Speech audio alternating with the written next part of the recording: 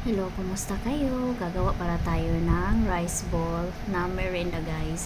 Kumbaga sticky rice ba or pilit sa atin. So, gagawa lang tayo ng bilog-bilog. Depende, pero nakasaing na tong ating rice. Normal lang siya, sinaing ko lang talaga siya. Tapos lagyan natin siya ng crispy fry at breadcrumbs. Paghaluin lang natin para hindi siya masyadong maalat. Pwede din kayong maglagay ng palaman guys o mga cheese, ganyan. Kung gusto nyong pangbenta. Kasi sa akin, kinakain ko lang, pang merienda ko lang, kaya ang ginawa ko konti lang siya. So, kung gusto mong mag-try nito, napakasarap guys.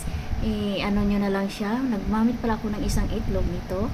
Tapos, yun na, ang resulta. Tapos na siya guys. Ang sarap niya talaga.